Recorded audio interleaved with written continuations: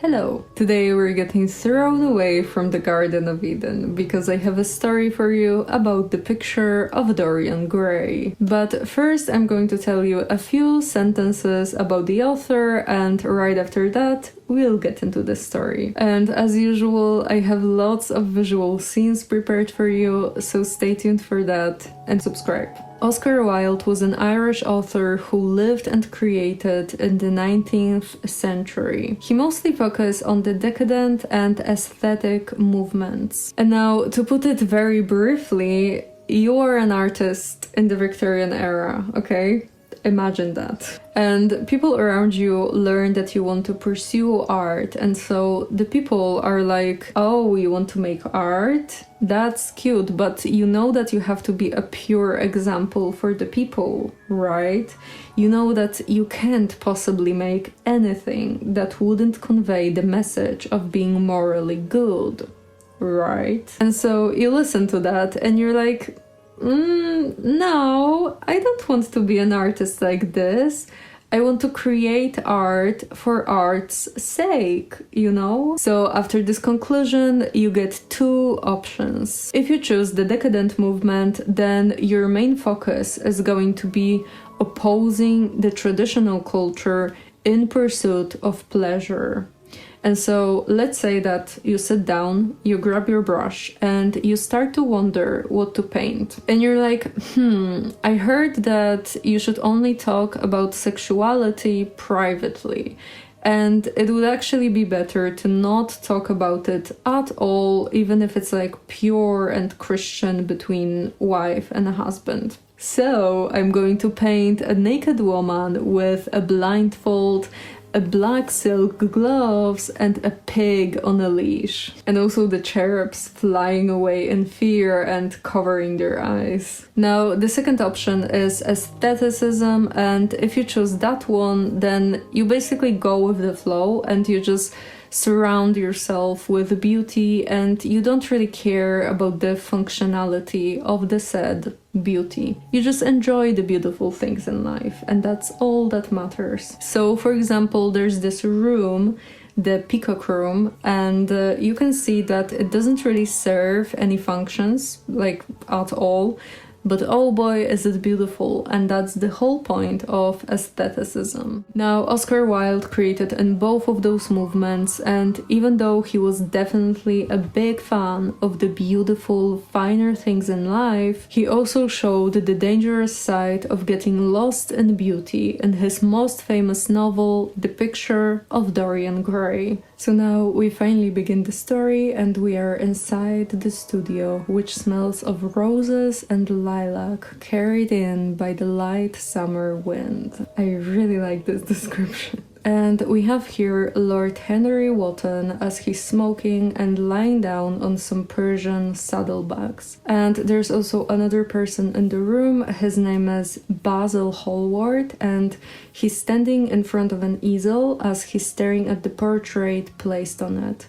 And the portrait is of a young man of an extraordinary beauty. And now, as Basil is staring at the portrait, Lord Henry tells him that this is the best work that he has ever done, and he encourages him to send it to an exhibition. But Basil doesn't really like the idea, and he says that he won't send it anywhere. To which Lord Henry gets obviously surprised at this, and he's like, well, why not? This is so silly of you. You know how much fame you can get from it? And Basil replies with, I know you will laugh at me, but I just can't send it away because I put so much of myself into it. And yeah, Lord Henry begins to laugh, and he's like, what are you talking about? You look nothing like the beautiful gentleman on the painting, because you are very intellectual and he's very beautiful. And Henry explains here, but beauty, real beauty, ends where an intellectual expression begins. Intellect is in itself a mode of exaggeration and destroys the harmony of any face. So yeah, in a way, he calls him ugly, I guess. And then a bit later, Henry adds, "Your mysterious young friend, whose name you have never told me, but whose picture really fascinates me, never thinks. I feel quite sure of that.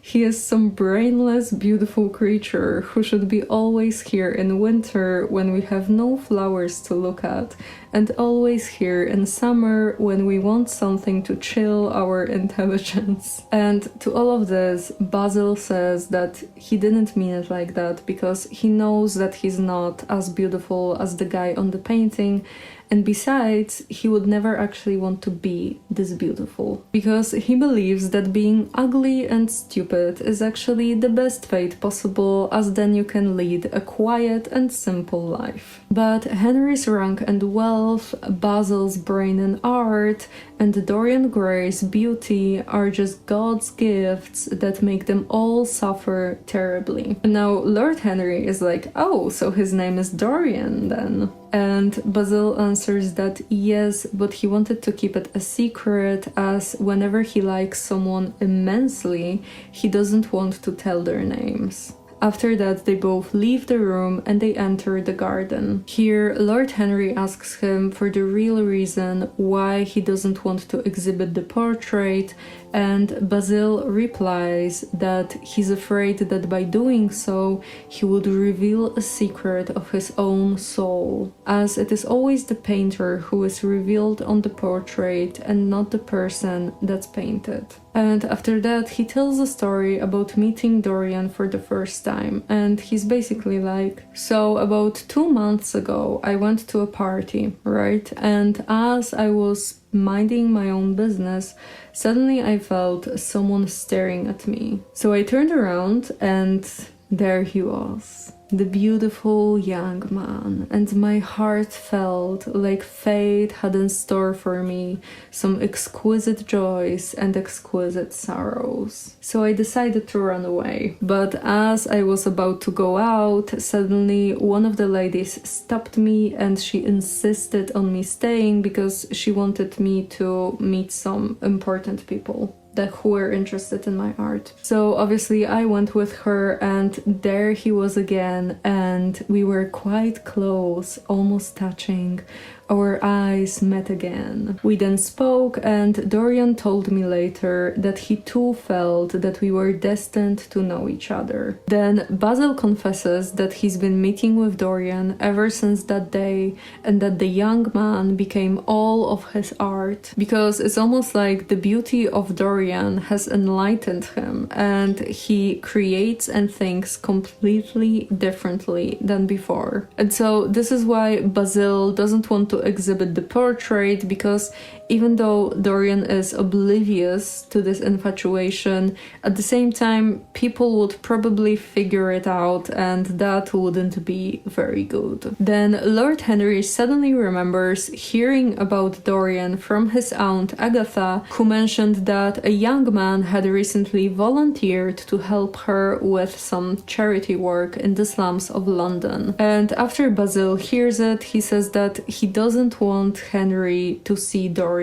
But right after that, a servant comes into the garden and says that Dorian has arrived. Basil tells the servant to inform Dorian that they will meet in a second, and then the servant leaves, and Basil tells Henry that Dorian has a very simple and beautiful nature that shouldn't be influenced or spoiled in any way, as he's afraid that Henry will do just that. And after that, they both enter the house. Here we see Dorian sitting by the piano and looking through the pages of Schumann's music. And as soon as he hears the guys coming, he gets very excited, and he says that Basil has to lend him those pages as this music is just so beautiful. To which Basil replies that, well, that depends on how well Dorian will sit for the painting today. And to this, Dorian is like, oh god, I'm so tired of sitting, and besides, I don't even want a portrait of myself. But then he blushes a little because he notices Lord Henry, and Basil introduces them to each other. And Lord Henry concludes here that now he's able to see why Basil is so infatuated by Dorian, because the young gentleman has this sense of purity that's not yet spoiled by the world. And then Henry sits on the couch and he begins to smoke a cigarette as Basil is mixing his colors, and he says that he actually wants Henry to leave. But Dorian insists that Henry should stay, so Basil of course complies, and he tells the young man to move to the platform, pose, and not pay any attention to what Lord Henry is going to tell him, as he tends to have a very bad influence on everyone around him. And Dorian gets curious about that, so he asks if it's really true. But Lord Henry begins to wonder here, saying that there is no such thing as a good influence, Mr. Grey. All influence is immoral from the scientific point of view. And then Henry explains that influencing a person means to give him one's own soul, which means that then the person doesn't think his own thoughts and doesn't burn with his own natural passions. Therefore, he becomes an echo of someone else's music. And Henry concludes here that the aim of life is self-development. But unfortunately, people are too afraid of themselves nowadays to do it. And as he's talking, Dorian suddenly stops him and says that he doesn't want to listen to any of that anymore because he has too many thoughts in his head. So after that, he just stands on the platform for like 10 minutes thinking through everything that he has heard. And we get a short description here that basically indicates that Dorian has like a small enlightenment moment, and Henry is very happy with himself as he sees what's going on. After a while, Dorian says that he needs to take a break and go to the garden, and in general, Basil doesn't notice anything that's going on because he's too focused on painting the portrait, so he didn't even hear the conversation between the guys. Now, Dorian enters the garden, and Lord Henry, of course, goes after him, but Basil stays in the workroom as he's too captivated by the painting. They begin to talk here, and Henry is like, oh, you should sit in the shade because otherwise you will get a tan, and if you do so, then Basil will never want to paint you again. To this, Dorian replies, well, what can it matter really, because he is very oblivious to his youth, his beauty, and everything, really. And Henry begins to tempt him into fear by saying that once he's old or wrinkled and ugly, he will feel what Henry says terribly. And in general, Henry talks here a lot, and he basically just jumps from complimenting Dorian's beauty to saying that it will pass very quickly. And he advises Dorian to live fully and to always search for new sensations. And then he ends his speech with, "We degenerate into hideous puppets, haunted by the memory of the passions of which we were too much afraid and the exquisite temptations that we had not the courage to yield to." Dorian is left speechless after this as he just stares at nature, and after a while Basil enters the scene and he says that he's waiting for Dorian as he wants to finish the painting and the lighting is beautiful right now, so they should go. So yeah, wasn't that just like the temptation in the Garden of Eden? Or maybe not just like, but similar. And Lord Henry really has this role throughout the whole novel that's kind of like the devil, and also very similar to Mephistopheles from Faust. And if you are interested in Faust, then I actually have a video on that, so you know, you can check that out.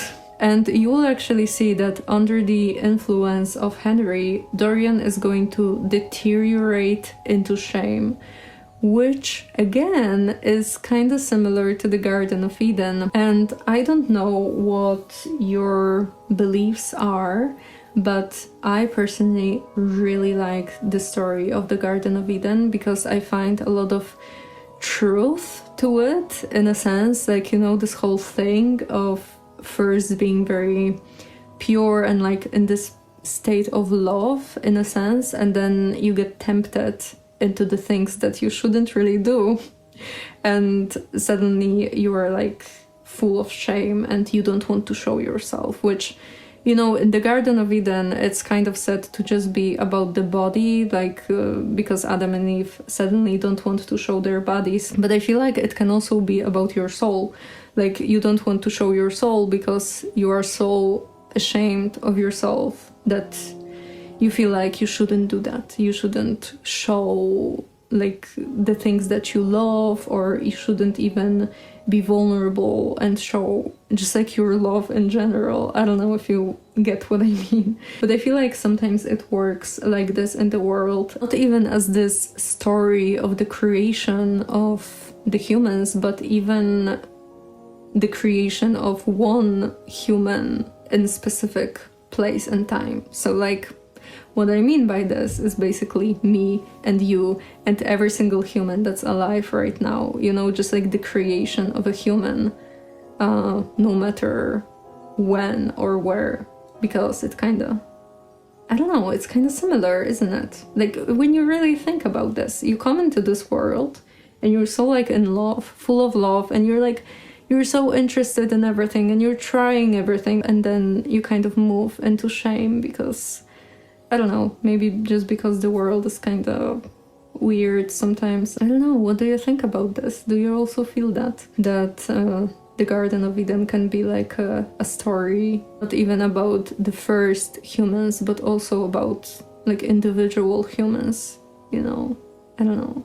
So yeah, so if you have some thoughts about this, then you can write me down in the comments, and let's get back into the story. So the guys enter the studio again, and Dorian returns on the platform and Basil starts to paint him. Time passes by in silence as Basil is working hard on the portrait, and after a couple of hours he gives the painting the last look before saying that it's finished. The men come up to the painting and everyone is amazed by it, as it's really the greatest work of art. But then, as Dorian stares at it, he begins to wonder, and it doesn't end very well. He first realizes that he actually really is amazingly beautiful, as he was not really able to see it before.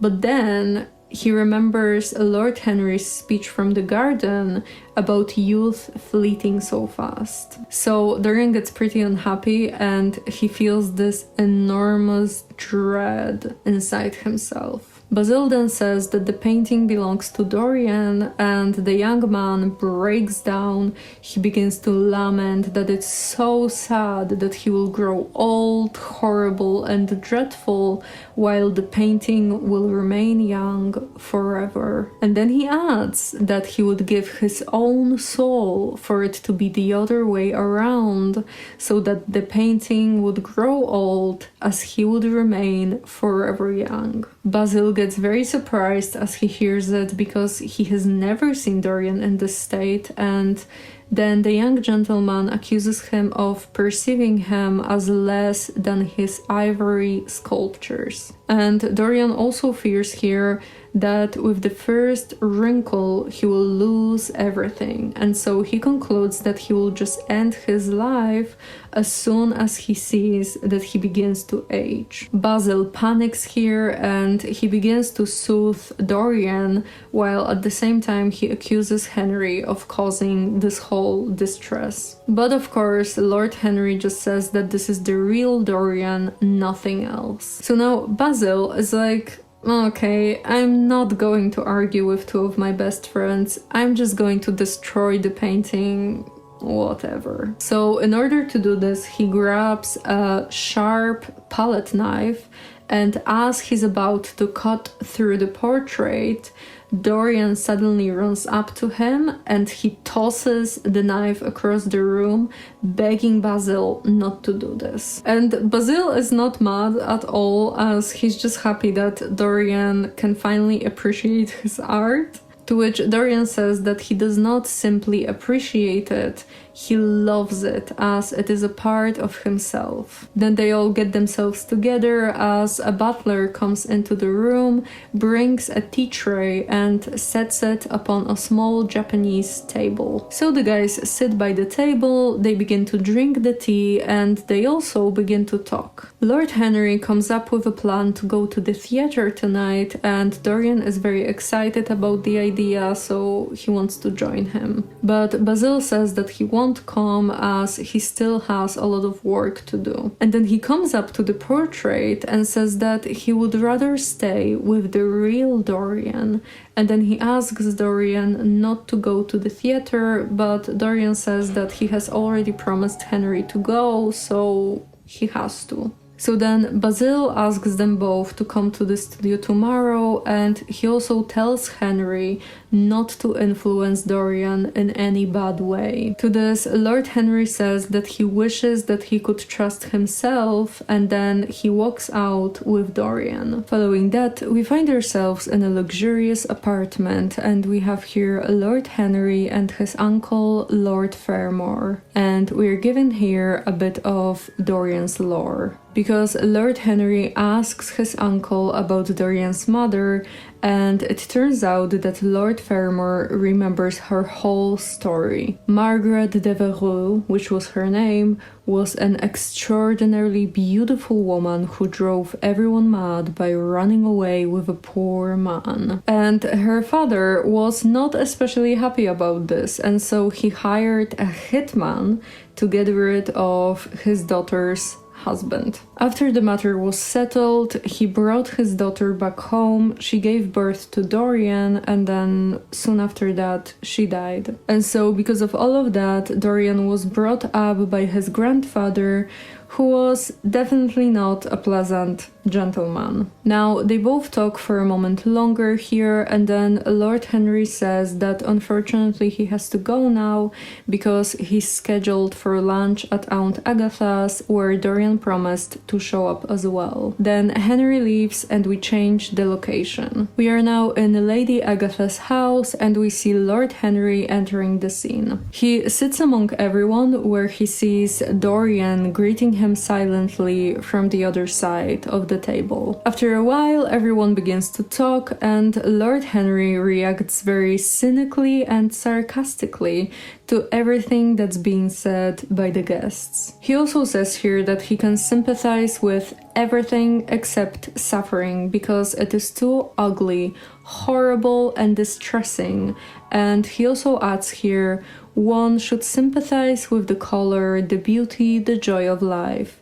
The less said about life's source, the better. Then Lord Henry begins to praise the errors and pleasures of life. And it is also said here that he just talks and talks in a very beautiful manner, captivating everyone's attention and being very happy that Dorian listens to him, as Lord Henry wants to fascinate him the most with his speech. Then, after everyone starts to finally leave the house, Lord Henry announces that he's going to go to the park, and as he's at the door, Dorian comes up to him and says that he wants to join him. To this, Lord Henry gets pretty surprised and he's like, "Oh, how come? Weren't you supposed to visit Basil?" But Dorian replies that he would rather go with Henry and listen to him talk the whole way. So they walk out and we change the location. Now, a month later, after the previous events, we are inside a little library in Lord Henry's house,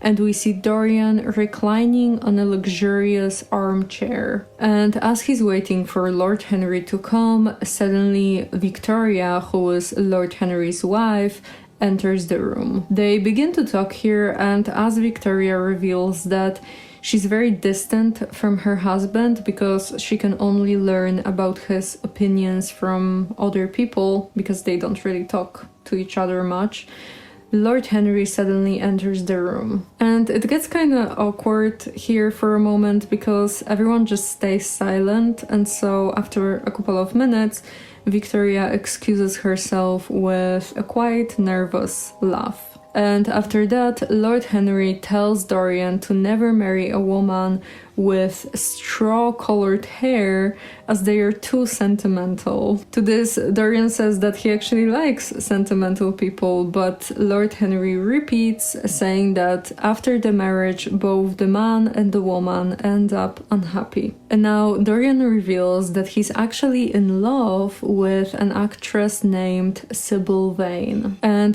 he describes that 3 weeks ago, as he was strolling through the park and observing the people and wondering what kind of lives do they have, because you have to know that since meeting Lord Henry, Dorian became very interested in life in general and like how life can look like for different people and stuff like this. So as he was walking, he began to look for adventure, and so he started to make his way into a labyrinth of some dirty streets of London, when suddenly he saw an absurd little theater before him. He went in, and as he sat down, he figured that they will play Romeo and Juliet, which surprised him quite a bit, but it also annoyed him that Shakespeare will be played in such a wretched hole of a place. But at the same time, he was kinda interested, so he decided to stay. The play began, and this is when he first saw her, looking so beautiful and pure that he teared up a bit when he first saw Sybil. And so from this point, he started to visit the theater every single night in order to see her play. And of course, Dorian concludes that Sybil is just not like the other girls, because the ordinary women are so simple and they are so easy to read, but Sybil is not like that. And you know, what Dorian says here is quite interesting, because he reveals that he doesn't actually want to know anything about Sybil, about her past, about her mother, like anything about her really. He's not interested in knowing any information about her life. But at the same time, he also repeats that he loves her, and he speaks about her as if he knows her character with certainty. You know, he's like, oh, she's like this, she's like this, she's like that. But like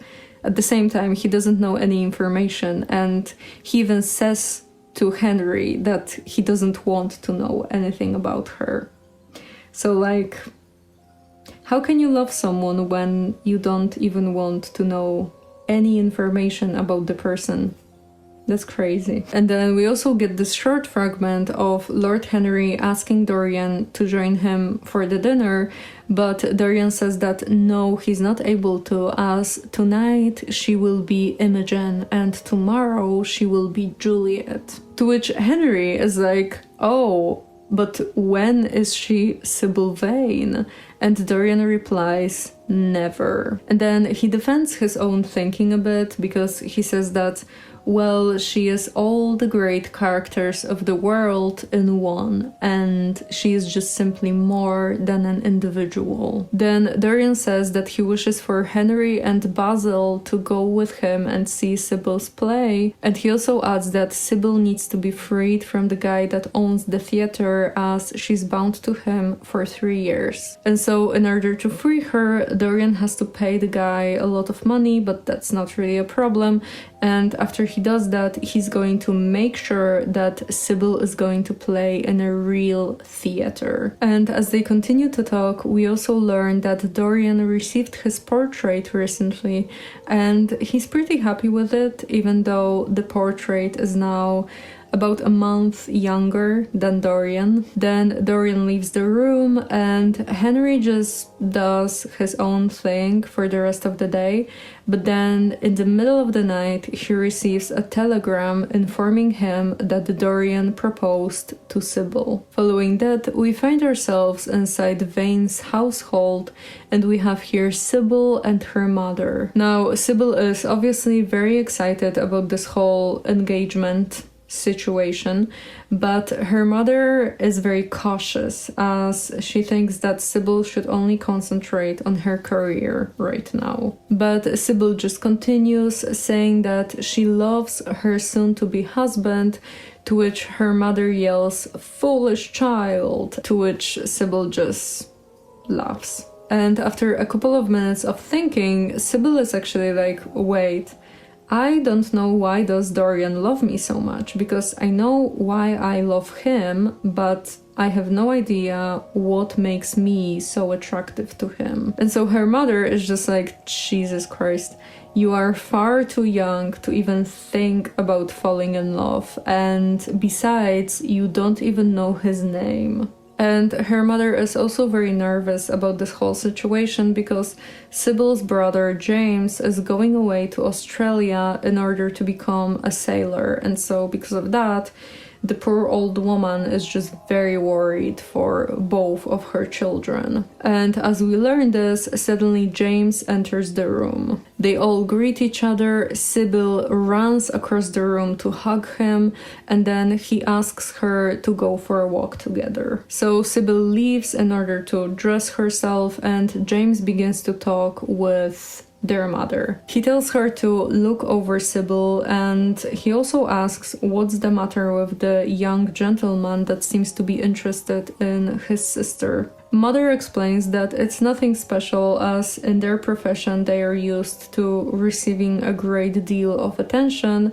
and the young gentleman is very rich and he sends lots of beautiful flowers. So James just notices that his mother doesn't even know the gentleman's name, and then he just repeats that she has to look over his sister. Sybil then comes into the room, and after that they both leave. Now we find ourselves in the park with the siblings here, and they begin to talk about Dorian. James asks here who is this young gentleman, and he adds that he doesn't seem to have good intentions towards Sybil. To which she tells him to stop and not say anything bad about the guy, as she loves him very much. And James says, what? You don't even know his name?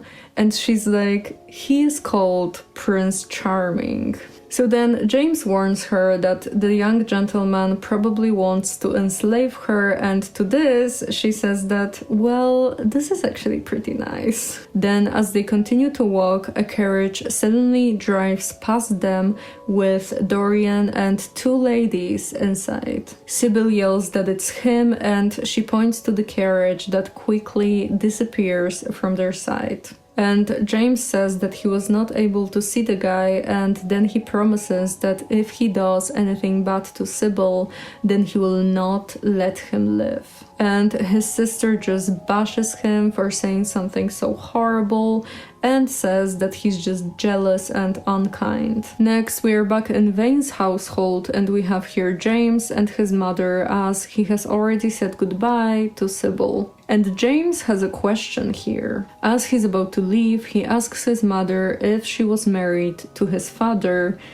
and she says that no, to which James gets pretty mad at this, but his mother is like, no, don't say anything bad about him because he loved me dearly and he was a true gentleman. To which James is like, I don't care about myself, but I care about Sybil.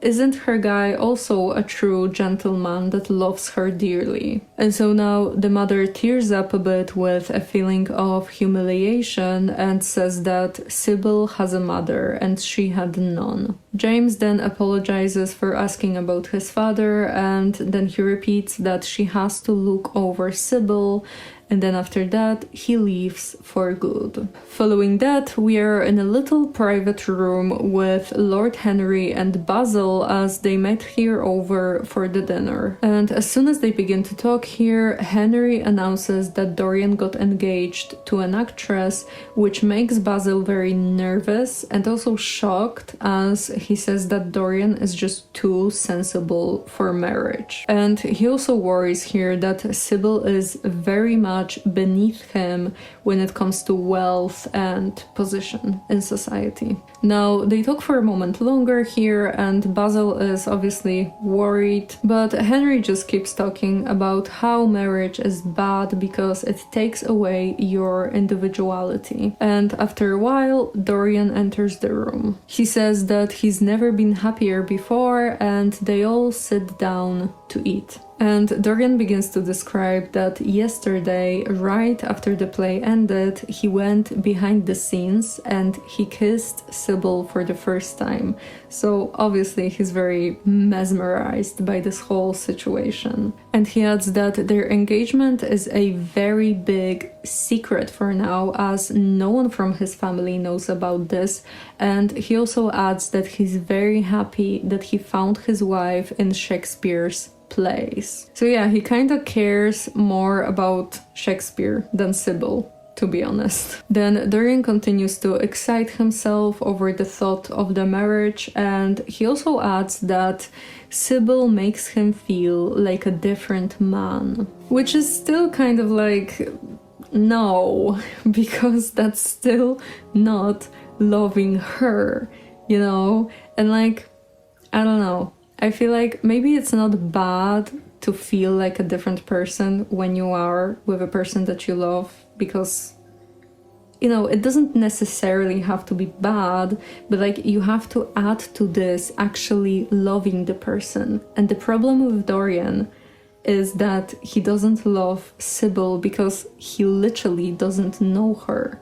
So how he's supposed to love her if he doesn't know her, you know? And so yeah, Dorian now adds that when he's with Sybil, he forgets about Lord Henry's poisonous theories about love, life, and pleasure. They all then eat and talk together for a little longer, and after they are done, they leave in order to see Sybil play the role of Juliet. Now, we find ourselves in the theater and we have here a big crowd, Dorian, Henry, and Basil. They all sit in their seats and Lord Henry is pretty disgusted by the whole atmosphere here and the people around, but Dorian tells him that he will change his mind once he sees Sybil play. And then Basil says that he actually understands Dorian and he gives him his blessings. And Basil is amazing. He is like the only sensible person in this whole novel.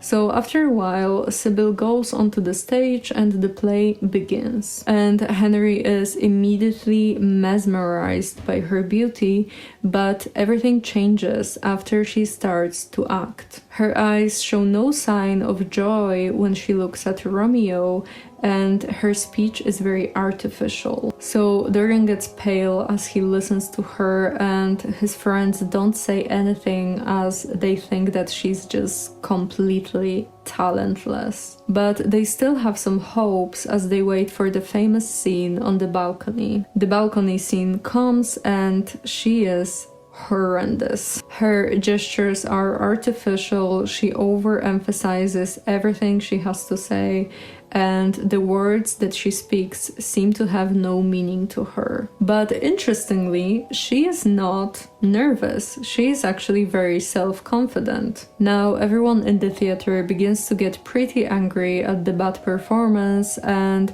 Henry leaves with Basil after Dorian apologizes for the wasted evening. And Basil is pretty sweet when he leaves because he tells Dorian that maybe Sybil is just ill today and so he shouldn't judge her too much, as love is more important than art. So yeah, that's the only sensible person in this whole story. So Dorian stays at the theater even though it's getting more and more empty as the play goes on, and after it begins to end, almost no one is there anymore. So after the play ends, Dorian goes behind the scenes and he finds Sybil here in a very good mood as she says, "Oh, how badly I played tonight."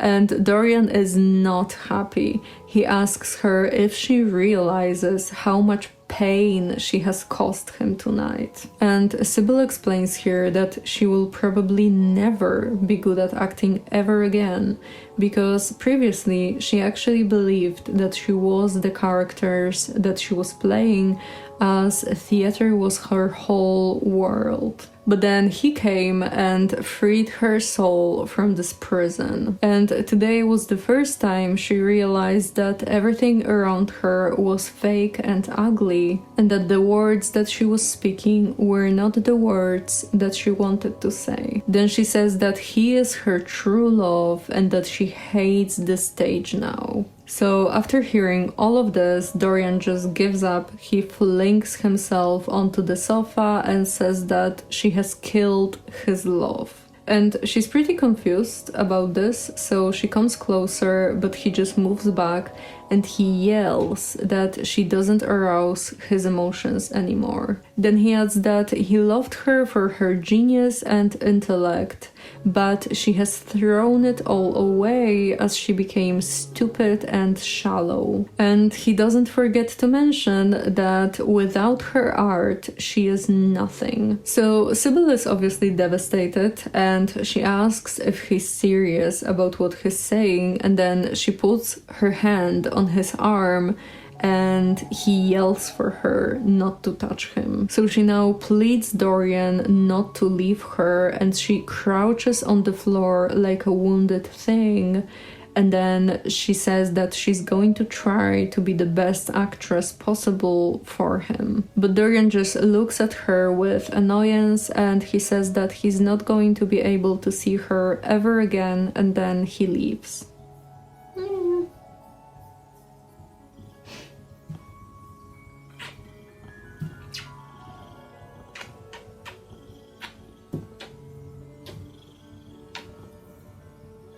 Following that, we find ourselves inside Dorian's bedroom, and he enters here in the middle of the night as he's still devastated after everything that happened a couple of hours before. And upon entering the room, Dorian immediately notices the portrait from Basil. But as he comes closer to it, he notices that the portrait seems to have changed a bit, as the Dorian on the painting has a strange expression that was not there before. And Dorian now sees the lines of cruelty around the mouth as clearly as if he had been looking into a mirror after he had done some dreadful thing. So Dorian throws himself onto a chair and he begins to think, and after a while he remembers the words that he has said months ago in Basil's studio. And he said there that he wishes that he himself might remain young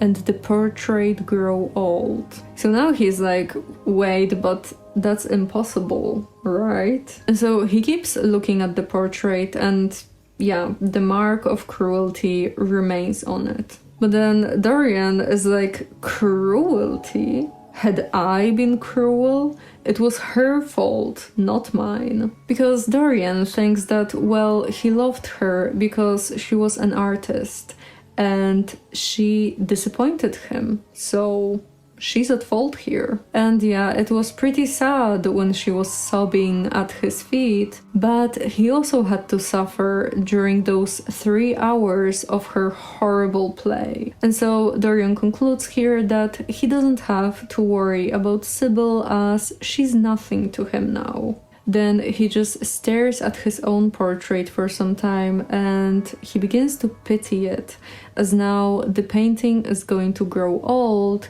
and for every sin that Dorian commits, a stain will fleck and wreck the portrait's fairness. But then Dorian has a moment of being like, no, but I will not sin anymore, and I'll stop seeing Henry, and I will stop listening to those theories that first poisoned me in Basil's garden. And then on top of that, I will go to Sybil, make her amends, marry her, and I will try to love her again. And so he imagines their lives together, happy and pure, as he draws a large screen across the portrait. Following that, we are still in Dorian's bedroom, but it's the next day in the afternoon when Dorian finally wakes up. He gets himself together, he drinks some tea, browses through some letters, and then as he's eating the breakfast, he suddenly remembers about the painting. So he finishes the meal and then he locks himself inside his bedroom. Here he draws the screen aside and he notices that, yeah, the painting is still disfigured. And Dorian gets pretty terrified at this, so he walks back to sit on the couch and then he begins to think. He finally figures that he was very cruel to Sybil, but he takes comfort in the fact that it's not too late to repair this whole thing.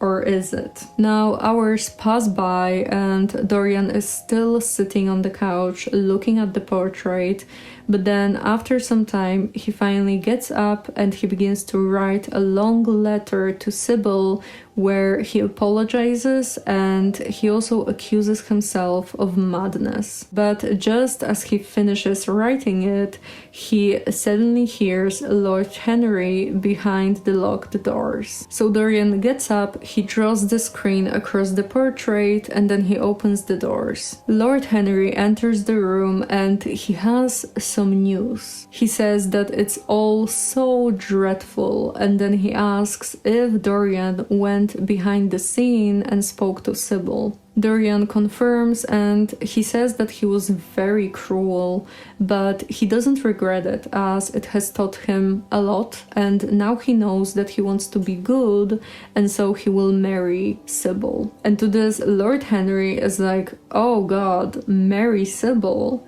Dorian, haven't you read my letter? And Dorian replies that no, he didn't want to read it as it probably contains some poisonous words. So now Lord Henry tells him that in the letter he wrote about Sybil ending her own life. Dorian obviously breaks down as Henry begins to explain how they're going to cover up the matter so that no one knows that Dorian was the reason for everything. And in general, Sybil drank something poisonous, but everyone knows that it wasn't an accident, and so people try to figure out what has happened. And if you thought that Dorian was getting better, then no, because now he's like, what am I supposed to do now? There's big danger on me, and she was the only one that was able to rescue me from it. She had no right to end her life. It was selfish of her. So yeah, that's amazing. And to this, Henry just tells him that he would be unhappy in marriage anyway because wives are nothing good. Now, Dorian gets worried because he's not able to feel this tragedy as much as he would want to feel it, and he fears that maybe he's just heartless. But Henry tells him not to worry too much as Sybil never truly lived, and so because of that, she has never truly died. And yeah, Henry explains that, because Sybil was always playing the roles of Shakespearean characters, she never really had a life of her own, so there was no Sybil, really. And so after hearing this, Dorian is feeling better, and he's like, oh, Henry, you know me so well. I actually felt the same, but I was just too afraid to say it out loud. Then they decide to meet together at the opera, and Dorian thanks Henry for everything, and he calls him his best friend, and then after that Henry leaves. And now Dorian thinks a bit more about the portrait and he comes to the conclusion that he doesn't care about what's going to happen to it, as the only thing that truly matters is that Dorian himself will remain safe. Following that, we are still inside Dorian's bedroom, but it's the next day as Basil walks inside. Now, Basil begins here by saying that he's very happy that he managed to find Dorian here, as he came to his house yesterday but was told that Dorian is at the opera. And Basil is like, well, but I knew that it's not true, because how could you be at the opera after everything that has happened? So Basil asks about Sybil and about his mother because he thinks that Dorian maybe met with her to talk about everything. But Dorian replies that he doesn't know what he's talking about because he actually went to the opera where he met Lord Henry's sister, who was very charming. And Dorian says that he wishes for Basil to stop talking about those horrid things, because if one doesn't talk about a thing, then it had never happened. Which is, of course, something that Lord Henry taught him. And so, as you might expect, Basil is not happy with this response, and he asks Dorian how could he have fun while Sybil's body is not even buried yet. But Dorian yells that he won't hear any of this. What has happened is in the past, and it's better to be a master of your own emotions so that you can end your sorrows easily. Now, Basil is terrified when he hears Dorian's words, and he says that something has changed him completely. And yeah, it was Lord Henry. But then they begin to talk about art, and Basil asks Dorian to pose for him again, but Dorian is not very excited about the idea, and so he says that it's not going to be possible. So Basil now asks to see the portrait that he gave him, but Dorian rushes between the painter and the painting and threatens that if he tries to look at it, then they won't speak to each other ever again. Basil takes a few steps back and says that he won't look at it, but this whole situation is absurd, especially considering that he's going to exhibit the portrait in Paris in a few months. Dorian gets terrified at the idea that the whole world shall see his deformed portrait, and then he asks why did Basil change his mind and why didn't he want to exhibit the portrait before. And Basil gets a bit shy. He's like, no, I don't want to say because you're going to think less of me. And he adds that if Dorian doesn't want the portrait to be shown, then that's okay with him. But Dorian pressures him into explaining himself, and so Basil says that the moment he saw Dorian for the first time, he became so infatuated with him that he wanted him all to himself. And so Basil talks for a moment longer about how big his infatuation was for Dorian, and then he asks again if he would be allowed to see the portrait. But Dorian forbids him from doing that, and so Basil of course complies, and he begins to leave, saying that Dorian was the only person in his life that has ever influenced his art. Then Basil leaves, and Dorian begins to think about hiding the portrait away from the bedroom so that no one suspects anything. So he first covers it with a large purple satin that probably served as a pall for the dead, and then he orders some people to take the painting into the old dusty schoolroom, which turns out to be Dorian's room from when he was a child and his tyrannical grandfather was taking care of him. Then Dorian enters a library in his house, and he finds two things from Lord Henry here.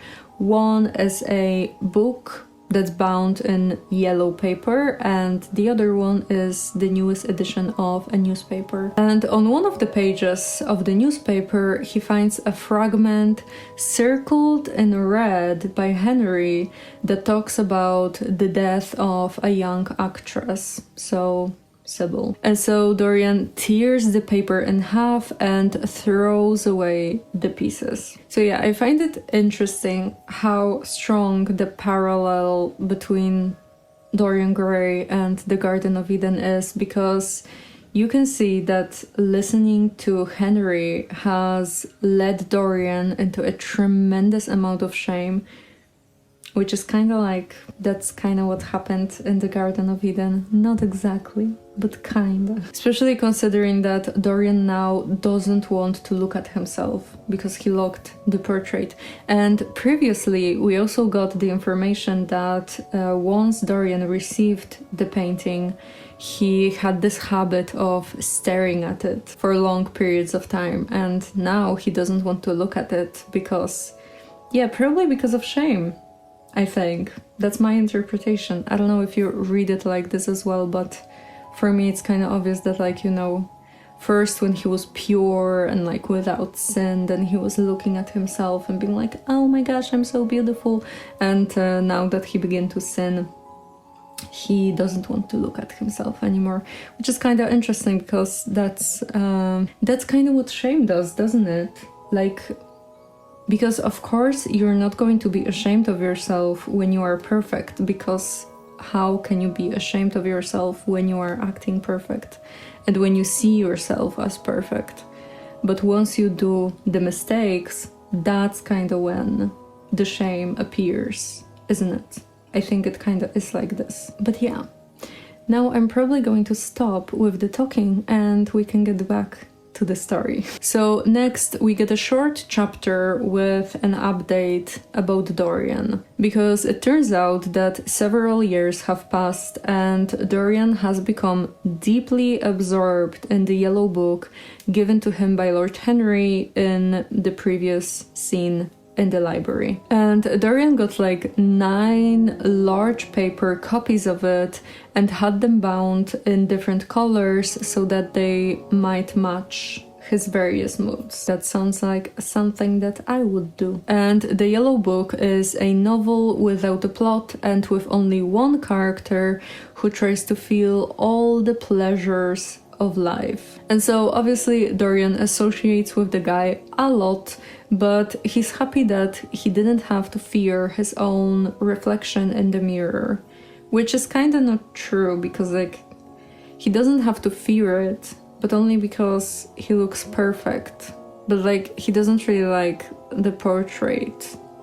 That's his true reflection. So yeah. And yeah, and this is when we learn that even though so many years have passed, Dorian has remained pure and innocent when it comes to his physique, even though he definitely got involved in many scandals and did many horrible things. And Dorian also developed a habit of going upstairs to the schoolroom and placing a mirror right next to the portrait and then comparing his own beauty with the horrendous face on the portrait. And of course the portrait changed a lot because it got older and horrendous under the influence of Dorian's sins. But Dorian himself is actually fascinated by this change, and he often looks at himself in the mirror and he is mesmerized by his own beauty and he falls in love with himself more and more,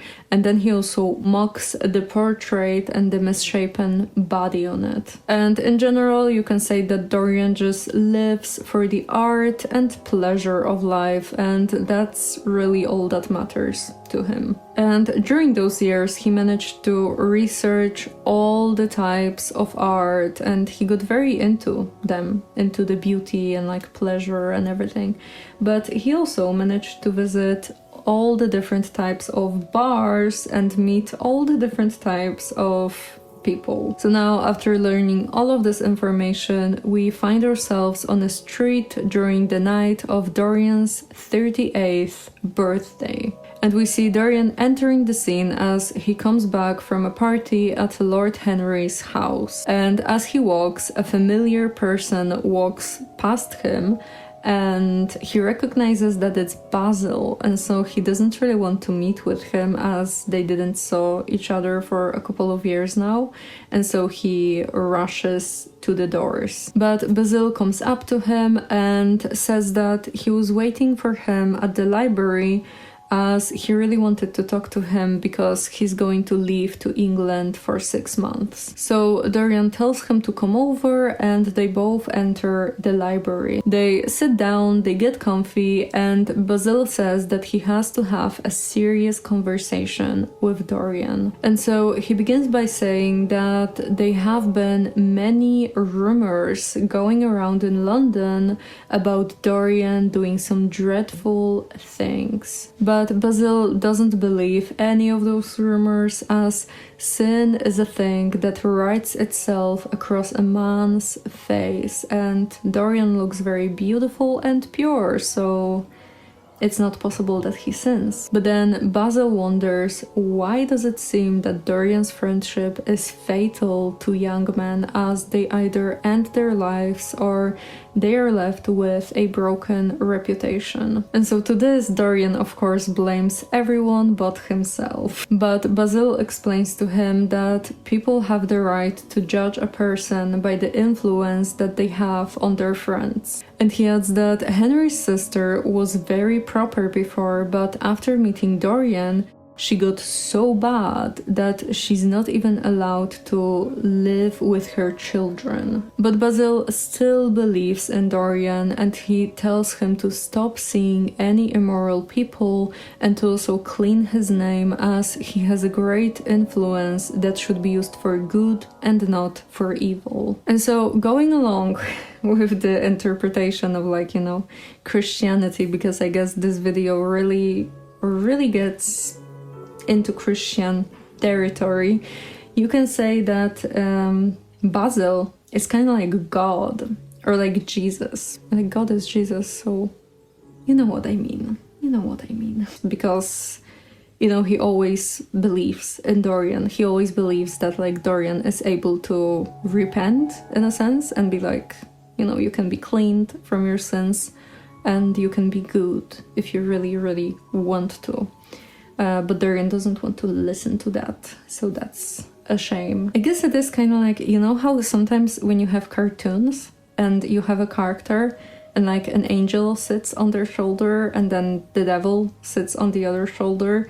I guess this is kind of like Dorian, and then you have Basil, who is more like God, and then Henry, who is more like the devil, and they're just like trying to influence, but unfortunately Dorian listens to Henry, so the devil, so that's not really good. And so going back to the story, Basil says that he's not sure if he even knows Dorian, because he would have to see his soul in order to make sure. Dorian gets obviously terrified at the thought, and Basil tells him that he doesn't really have to worry because only God can see his soul. But Dorian is like, oh, that's actually where you are wrong, because you can see it right here and now. Come, I can show you. No one is going to believe you anyway. To which Basil yells that this is just some blasphemy. But then he starts to pity Dorian, as he figures that if the rumors are true, then Dorian has to suffer as well, because you can't really sin and not be hurt by it. And now Dorian tells him to just follow him upstairs so that he gets his answer. So they enter the schoolroom and Dorian lights up the candles inside, and then he comes up to the painting and he draws back the curtain from the painting and he reveals the disfigured portrait. And Basil yells in distress, as he's still able to recognize Dorian on the painting, but barely, as he changed into a disgusting creature. Basil asks, how is this even possible? And then he yells, with a thing I must have worshipped, it has the eyes of the devil. To which Dorian just tells him that everyone has heaven and hell inside themselves. And then he begins to sob in the corner of the room, but Basil tells him that it's never too late to change, but he has to start praying now and ask God for forgiveness. Dorian says that no, it's too late now, but Basil still tries to convince him, and he even wants to pray with him together. Like, Basil is just... But Dorian thinks differently, because he now feels an uncontrollable hatred towards Basil, and so he grabs a knife, he rushes towards the painter, and then he pushes the knife deep inside his throat. So Basil obviously dies, and Dorian doesn't really feel anything towards the situation. And it's actually added that the painter who has painted the fatal portrait that caused all the misery in Dorian's life is now dead.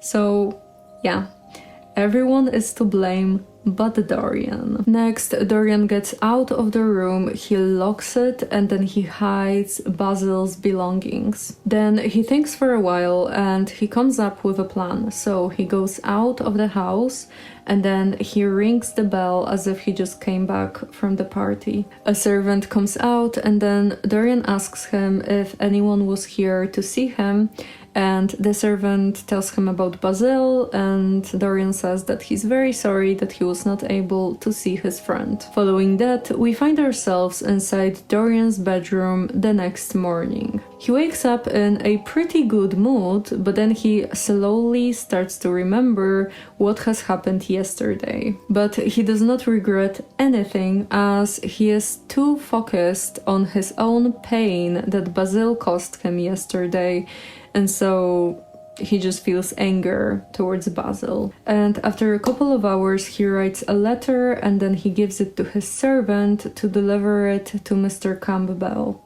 And Alan Campbell is an old friend of Dorian. They were always together about 5 years ago, but after their friendship ended, Alan became quite depressed. And Dorian sends for him now because Alan has a great interest in chemistry and he has a laboratory of his own. So after some time, Alan arrives into the room and Dorian gets very happy when he sees him. But Alan is not very happy, as he says that he has promised himself not to visit Dorian ever again, but the letter that Dorian sent sounded very serious. So Dorian begins to explain that there's a body of a dead man upstairs, and because Alan knows a lot about chemistry, he should be able to destroy it with ease. And Alan says that there's no way that he's going to help him with something like this. So they go back and forth for a while, and then Dorian takes a piece of paper, he writes something on it, and then he folds it and lets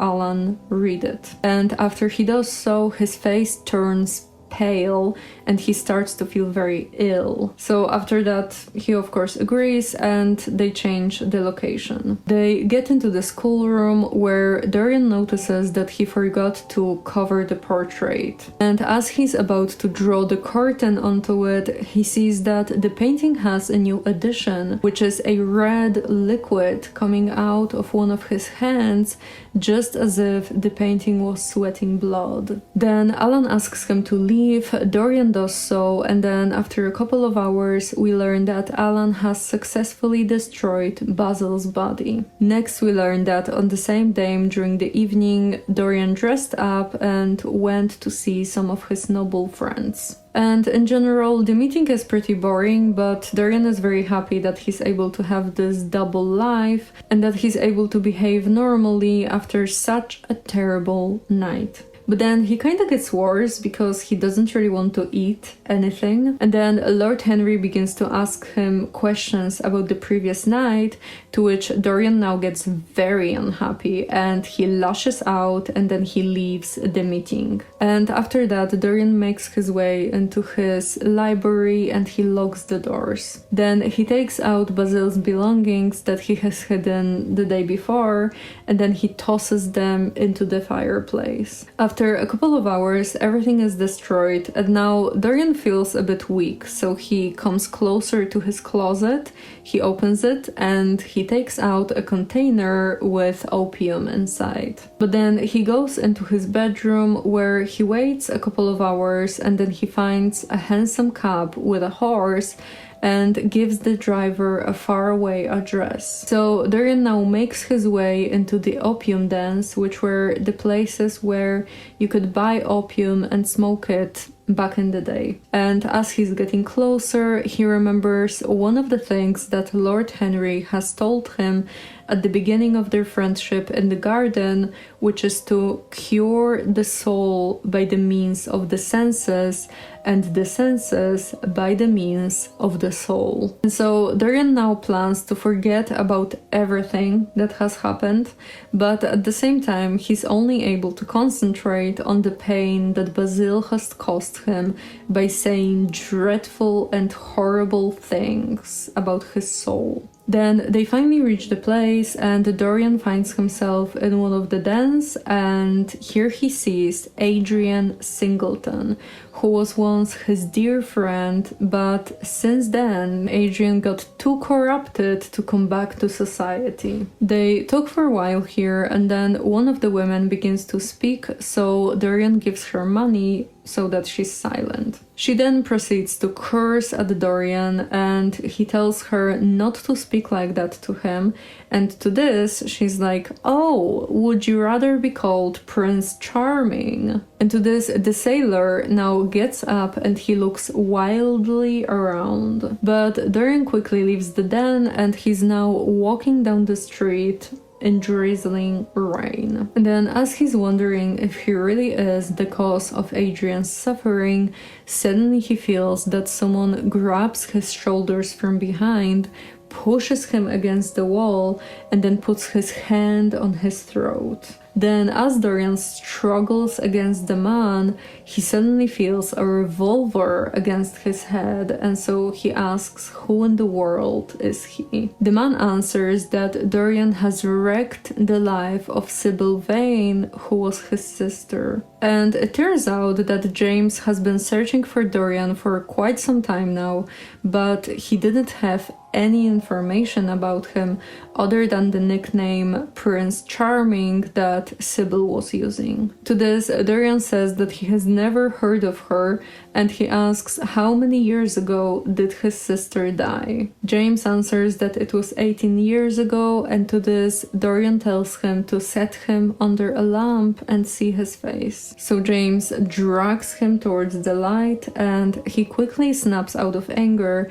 as he realizes that Dorian looks like a pure boy that's just about to reach manhood. Now James gets scared and he apologizes for his mistake, and to this Dorian just tells him to go home. Then Dorian disappears into one of the alleys, and not long after that the woman from the den comes up to James and asks him why didn't he kill Dorian. James answers that he's only looking for one specific man who should be near his 40s now, and this guy was as young as a boy, so it wasn't him. And to this, the woman just laughs bitterly, and she says that this boy is the same one that has destroyed her life about 18 years ago. James yells that she lies, and she swears that she's telling the truth, and she also explains that people around say that Dorian has sold his soul to the devil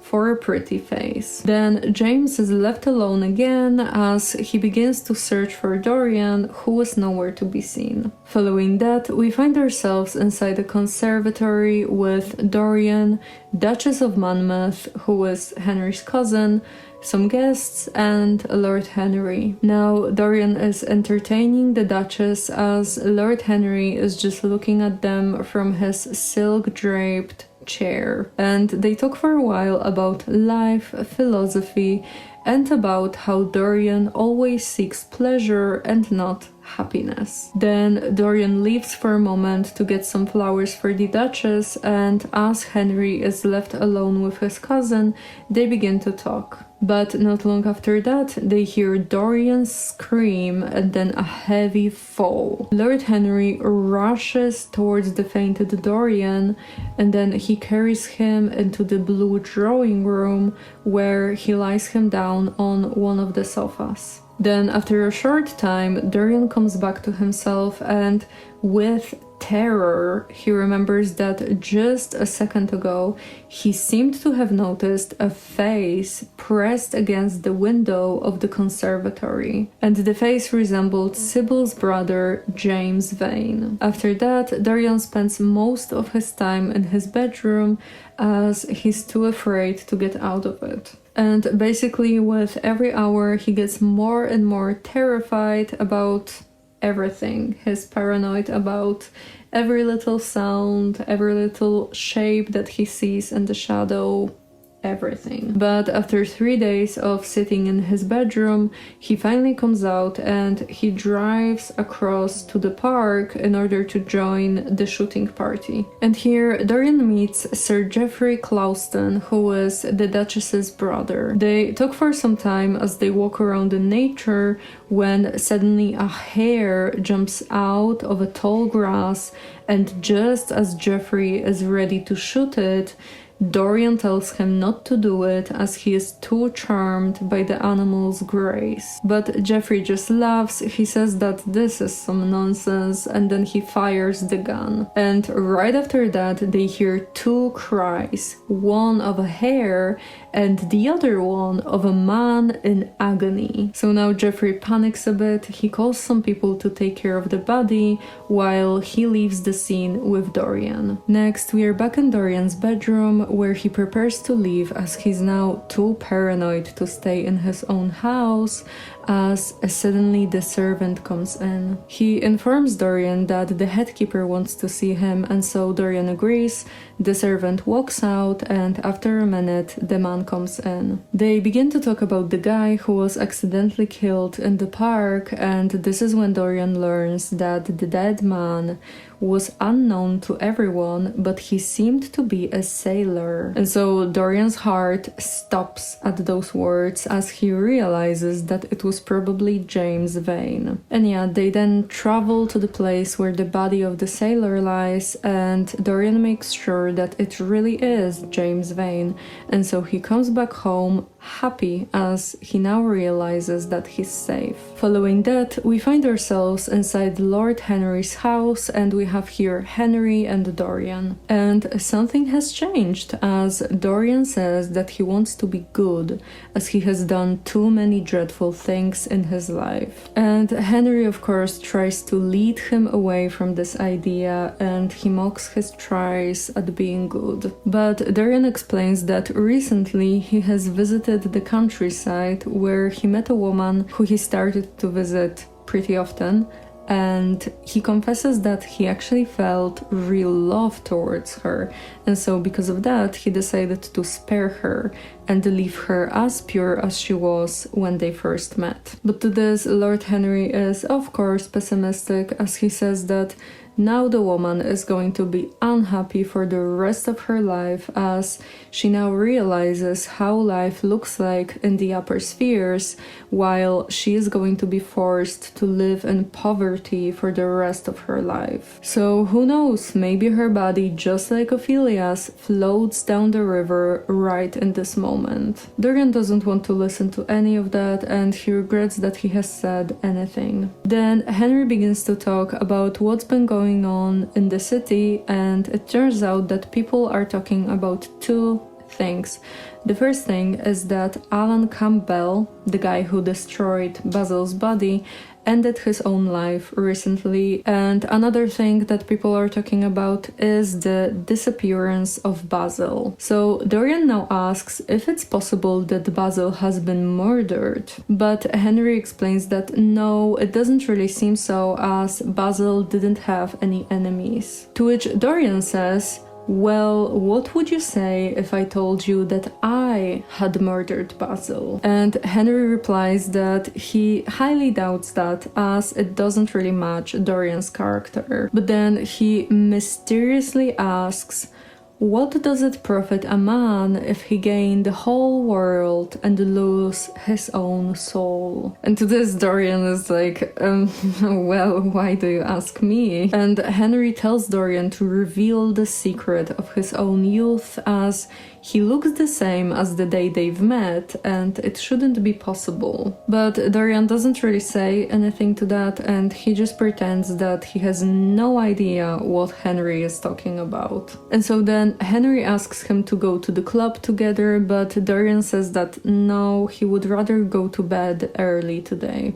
Then Henry tries to convince him to stay because Dorian has never played so beautifully on the piano before, and Dorian says that it's because he tries to be morally good. Then he adds that Lord Henry has poisoned him with the yellow book, and he asks him to never lend this book to anyone ever again. And soon after that, Dorian leaves Henry's house. Now, as Dorian is coming back home, he wonders about Lord Henry's words that insinuated that a person could never change, and he also missed the purity that he had when he was younger. And in general, he wishes to begin a new good life, and he kinda already started to do that, as he didn't corrupt the girl in the village even though he could. He then wonders if this one good deed had any influence on the portrait upstairs, and so he goes there. So Dorian enters the schoolroom, and he already feels a bit lighter after he decided to be good from this point on. But then he drags the curtain away from the portrait and he yells in pain, as the painting remained the same. The only difference is that now it has a look of cunning in the eyes and a wrinkle of the hypocrite on the mouth. And so Dorian begins to wonder if he should maybe confess his sins, but he doesn't really want to do this. So instead, he grabs the knife with which he has killed Basil before, and he stabs the portrait with it. And then a cry and a crash are heard in the whole house. Everyone gets pretty startled, and after some time, a servant manages to get inside the schoolroom, where he finds a splendid portrait of Dorian, young and beautiful, just as he's always been. And under the portrait, he also sees a dead, old and ugly man with a knife in his heart. And after inspecting the dead man, the servant figures out that it has to be Dorian Gray, as he has the same rings on his hand as the forever young master had. And with that, we end the novel. So, that was the whole story of Dorian Gray. Did you like it? So now let's talk for a moment about the topic of shame, because it fascinates me so much. But you know, take everything that I say with a grain of salt, because I only specialize in literature, and so things like psychology and religion and stuff like this is just my side interest. So I can only really tell you what I've figured in my own personal life, and that's really it. But what I figured really seems to be working for me, and so I want to share it because maybe someone needs to hear it, and I think that sometimes it's good to share those things because then someone can benefit from that. So we are going to be a bit creative here, because I want you to imagine that you are a sky, okay? But like really imagine that. And so I feel like shame is kind of like clouds in the sky, and the more shame you have, the more clouded the sky is. And what do the clouds cover? They cover the sun, right? Like, stay with me here. And here the sun represents love, which I truly believe that love is like a natural state of a human. It's kind of like your true core that you have in your soul, you know, like when you get those clouds away, then what you're left with is pure love, basically. And I feel like all humans strive for love, even if they don't know that. It kind of seems like it's the case for me, because, you know, when you really look at people and you see their motivations, there's so much of seeking love, of seeking acceptance in the community, of seeking connection. And you know, people can change so dramatically just to have the acceptance and just to feel the love and the connection.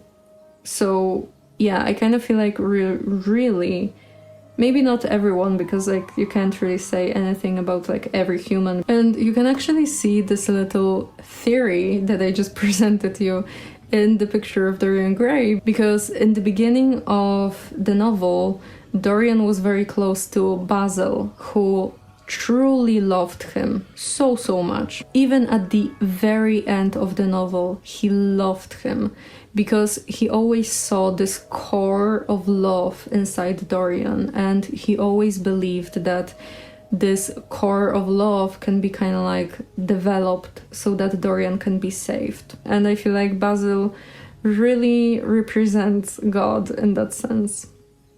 I don't know if you're religious, but yeah, you can really see a lot of religious influence in the picture of Dorian Gray. So now the question is, can you actually get rid of those clouds and welcome the sun again, welcome the love in your life?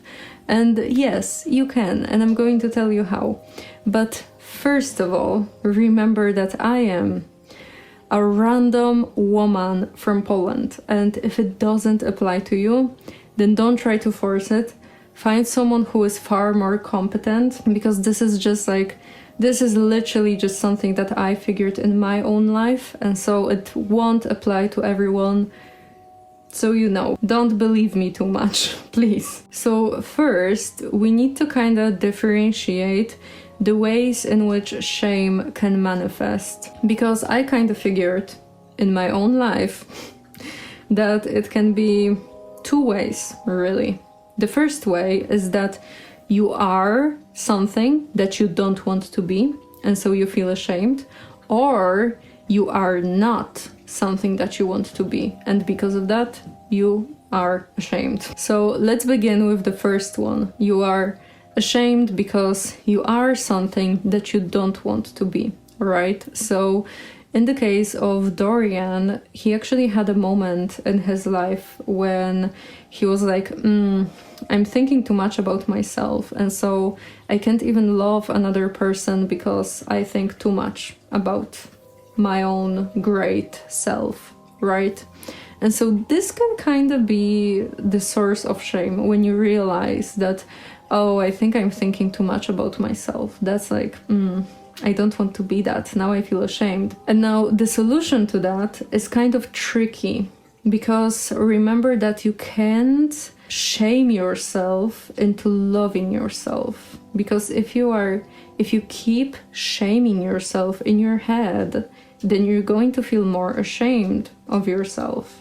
And you're not going to cultivate love if you cultivate shame. And so now I want to give you two examples of how I can think about changing myself after I realized that, oh no, I think too much about myself. So the first way is not the right way.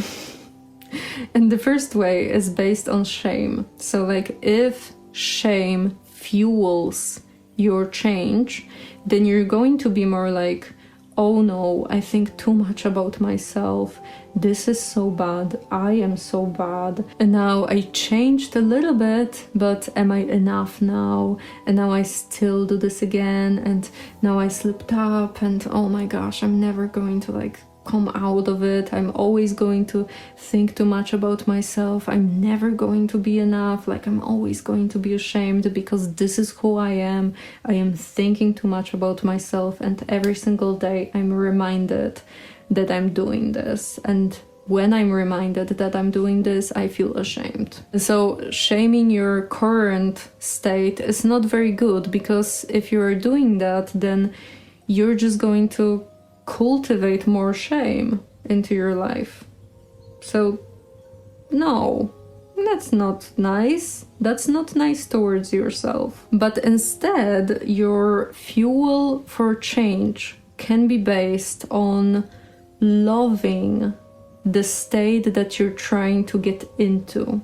And so if my fuel for change is loving the state that I want to get into, then I will be more like, oh, thinking about others is so nice. It feels so amazing.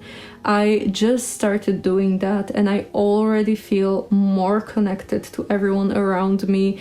And I also met so many new people that are amazing, and previously I would probably just ignore them, but now that I'm thinking more about others I'm meeting more people, I feel connected with people, and it's so amazing. It feels so amazing that I just want to keep doing that.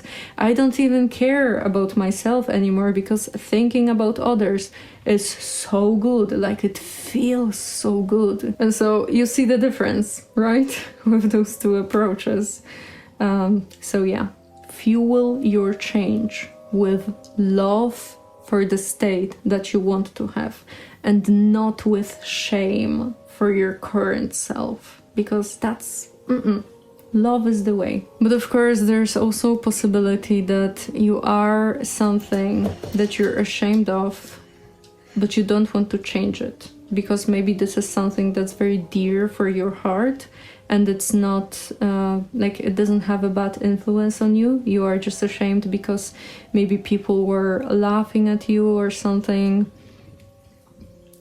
In that case, I can't really help you, because I don't really have that in me, because I don't know, I just kind of, like, if I love something so much, then I'm just going to love it, and the whole world can laugh at me, and I'm just going to be like, okay, like, you can laugh, I don't know, I'm still going to love the thing, so I'm going to do it. So I can't really help you with that. The only thing that I can think of is maybe like meet some people that also love the thing that you love, because that seems to be the way, doesn't it? Now, we also have the case of not being something that you think that you should be. And I feel like this is caused more by the expectations of maybe your parents or society in general, or like maybe you comparing yourself, you know, maybe it's not directly like, oh, you should, like, you know, society telling you you should be this, but sometimes humans kind of have that, you know, you see someone your age and they're doing so much better, and suddenly you're comparing yourself to them and you feel ashamed because you're like, oh, I'm not doing what they are doing. And sometimes you don't even think if you truly want to do the thing that the other person is doing, but you just feel like, you know, you're lesser, and so you feel ashamed. And sometimes it can be caused by parents, because, you know, maybe you have a sister and she has like a great job and you don't. Oh no. But this is also kind of tricky, this situation, because I feel like even if you fulfill those expectations, but the things that you're doing now are not aligned with you, with your soul, then you're still going to feel a little bit empty, and maybe you're even going to be confused, because like, you know, I thought that if I do this and that, then I'm going to be happy because this is what everyone told me. And now I did everything and I'm not happy. So like, what's the deal with that? And so I feel like this happens when you live by fulfilling those expectations, but you don't really discover what your soul wants. And so if you are in this situation, then I have a silly little quest for you that's going to reveal at least like a fragment of your path in life. Or at least I hope so. Like, it worked for me, so I hope that it's also going to work for you. But I can't really be sure, so, you know, you can try it and see how it goes. You can also write me in the comments if you want. Because you know this feeling when you watch a certain movie or listen to a song, or, I don't know, you see a certain piece of art, or you do an activity, or just like anything, really. And you feel like, oh, wow, this is me. I don't know why. I don't even have thoughts to explain that, but I just feel like this is me. Like, this is so, for some reason, this is connected to me. And I have no idea why, I just feel it. And it's not even about liking the thing, it's about being connected to the thing. Like, you just feel this connection to this thing. And you have no idea why, but you feel it. And well, start writing down those things. Like, just write them down in one specific place. start writing them down. And you can even think about your past, maybe even childhood. Maybe when you were a child, you felt very connected to something, like very connected to something. Write down everything from your life, everything that you feel right now. It might seem silly, because it kind of is. But I feel like when you write those things down and your consciousness starts to pay attention to those things, because you know this thing where if you tell yourself, oh wow, I see yellow cars everywhere, you're going to see yellow cars everywhere, because that's kind of how your brain works. You tell it something that reality is like this, so like reality is full of yellow cars, and suddenly you see many yellow cars for some reason. So do that with the feeling of love and connection. Start paying attention to it and start telling your brain that there's actually so many things that you feel connected with. And I truly believe that when you start writing down those things, then your path in life kind of like reveals itself before you. And I can't be specific because I feel like it's very individual for people. Because, you know, maybe you are more connected to certain activities, or maybe you're connected to like art, or I don't know, anything really, or maybe to nature. Who knows? So yeah, and also like don't try to think too much about this. Just write things down, pay attention to them, and yeah, trust the process, I guess. And I feel like it really helps with this feeling of, you know, when you see someone and you're like, they are better than me for some reason, and now I feel ashamed because they have a better paying job, or I don't know, anything. I feel like it cures you of that, because suddenly you don't even care, you know? You see the person that has a better life than you, but at the same time you feel so nice in your own life that you don't care. Like, why would I care? I'm actually happy, you know? And this is the amazing thing. Like, you can see someone that has it so much better than you, and you are just happy for them because you feel so much connection and love in your life that it doesn't matter. It just doesn't matter. And so yeah, that's really it when it comes to that. That's just kind of my way of living, I guess. And you can write me down in the comments if you try it, and if something really happens in your life, that would be amazing. And I'm just kind of sharing that because I don't know, I feel like if I figure something about life and it really, really works for me, then I just don't want to gatekeep that, because maybe someone needs to hear this. And so if you are this person, then that's amazing. That's really, yeah, then that makes me feel so fulfilled. If it helps even like one person, then that's going to be amazing. But then again, of course, remember that those are just my own experiences in life, and if it doesn't apply to you, then just search for someone who is more competent in those stuff. And yeah, I'm literally just human. Yeah, I only have a degree in literature, so yeah, I feel like this is probably everything that I wanted to say, because yeah, I guess it is kind of. Maybe there's one thing, because I was talking a little bit about religion in this video, and so I wanted to kind of clarify, I guess, because I was kind of thinking about this, that, you know, if you are familiar with my video on Faust, then you might know that I was saying there that Buddhism is very close to my heart, and it is very close to my heart.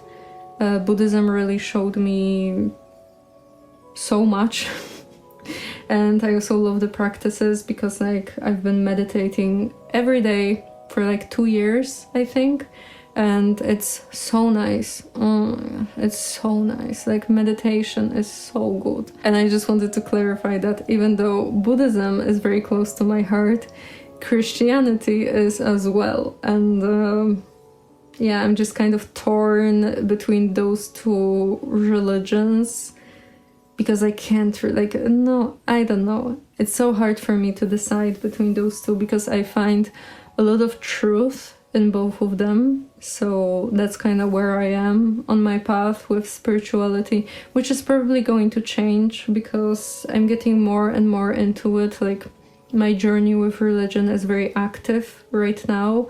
I'm like getting deeper into certain topics that I want to get into. Maybe if you are watching this video a year after I've made it, maybe something changed. Maybe it did. It probably will change because, yeah, as I said, my journey is very active right now, and so I'm just kind of finding my way into religion. But yeah, I just wanted to clarify this because I was thinking about this and it just didn't sit right with me that you can go on my channel and learn that Buddhism is very important to me, but then in reality Christianity is also very important to me. And so, like, you know, it like I wanted to match my internet self to my real self, if that makes sense. So that's kind of it. And now I feel like I don't have a voice anymore, so that's probably the sign that we should end this video. So this is going to be the end. So thank you for watching, and bye bye.